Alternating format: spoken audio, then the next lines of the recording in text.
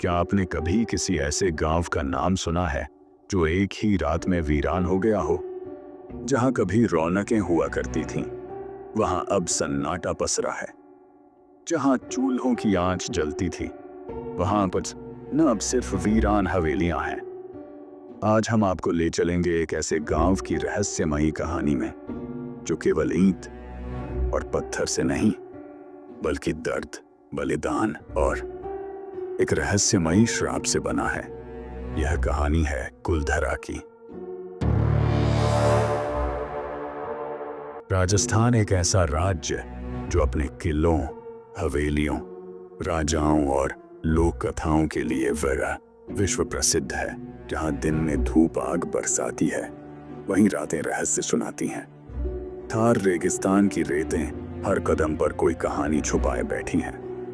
इन्हीं कहानियों में से एक है कुलधरा गांव, जो जैसलमेर जिले से करीब 17 किलोमीटर दूर बसा है। करीब 13वीं शताब्दी में इस क्षेत्र में बसे थे पालीवाल ब्राह्मण। कहा जाता है कि वे खालिस विद्वान और कुशल किसान थे। उनकी खेती पद्धति इतनी उन्नत थी कि वे रेगिस्तान में भी हरियाली ला देते थे।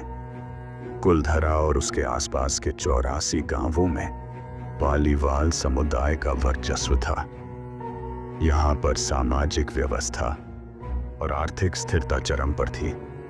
कुलधरा उन गांवों में सबसे प्रमुख और प्रभावशाली था। पालीवालों की शांति भंग हुई।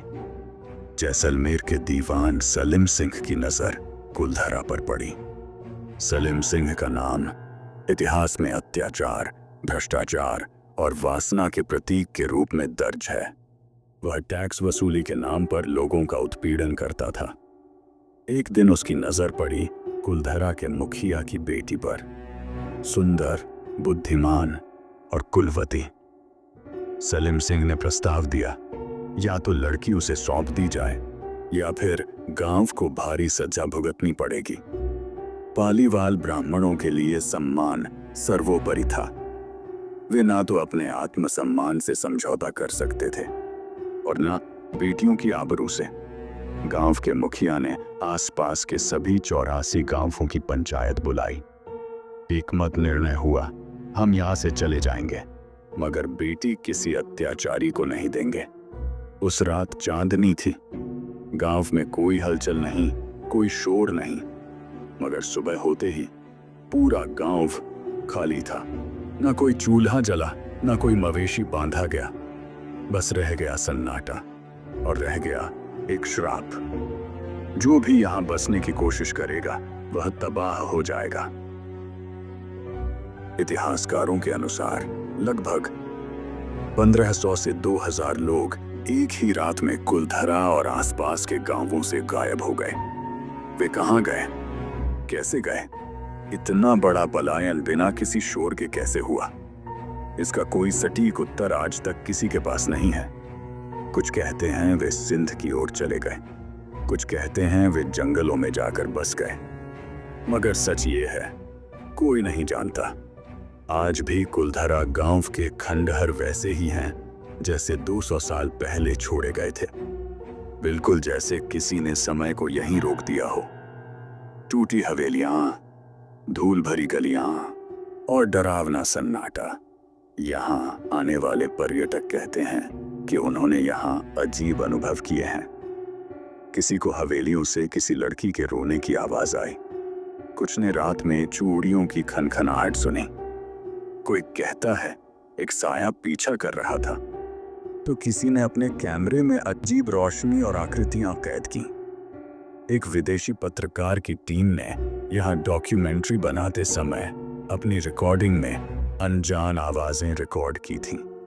कुछ वैज्ञानिकों का कहना है कि इन अनुभवों का कारण है गर्म हवा और तापमान के उतार चढ़ाव से उत्पन्न ध्वनि भ्रम, मन में बैठा डर, रेगिस्तान में हिलती परछाइयां। मगर तब सवाल उठता है, हर जगह ऐसा क्यों नहीं होता? क्यों सिर्फ कुलधरा में ही?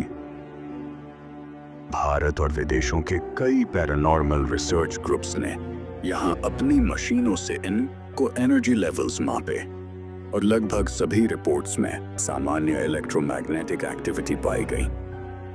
रात के समय कुछ स्थानों पर अत्यधिक कोल्ड स्पॉट्स दर्ज हुए। कुछ विशेषज्ञों ने यहाँ ह्यूमन वॉइस (EVP) रिकॉर्ड की है। EVP मशीन का मतलब है इलेक्ट्रॉनिक वॉइस फिनोमेनन मशीन। यह एक अलौकिक भूत प्रेत ऊर्जाकरण है जिसका उपयोग उन आवाजों या ध्वनियों को रिकॉर्ड करने के लिए किया जाता है जो माना जाता है कि आत्माओं या भूतों से आती हैं। ये आवाजें आमतौर पर इंसानी कानों से रिकॉर्डिंग के समय नहीं सुनी जाती, लेकिन प्लेबैक में सुनाई देती हैं। कुलधरा की रहस्यमयी कहानी इतनी प्रसिद्ध है कि उस पर कई television show, web series, documentaries और हॉरर फिल्मों की शूटिंग हो चुकी है। डिस्कवरी चैनल और हिस्ट्री, TV18 जैसी इंटरनेशनल कंपनियां भी यहाँ शूटिंग कर चुकी हैं। इतिहासकारों का मानना है कि पाली वालों का पलायन सामाजिक विरोध था। वे सलीम सिंह के अत्याचारों और टैक्स से परेशान थे। कुछ लोग इसे चीशे लोक कथा मानते हैं जो समय के साथ डरावनी बनती गई, मगर लोकल लोग आज भी मानते हैं गांव श्रापित है। कुलधरा की कहानी में इतिहास है, दर्द है, विरोध है, बलिदान है और शायद एक सच्चा रहस्य भी। क्या ये सिर्फ एक कथा है या फिर वाकई कुछ है जो विज्ञान और तर्क से परे है? क्या आप कभी कुलधरा गए हैं? क्या आप रात में वहां रुक सकते हैं? और क्या आप मानते हैं कि गांव आज भी श्रापित है? कमेंट में जरूर बताइए। और अगर आपको ये कहानी पसंद आई हो तो वीडियो को लाइक करें, शेयर करें और चैनल को सब्सक्राइब करना ना भूलें।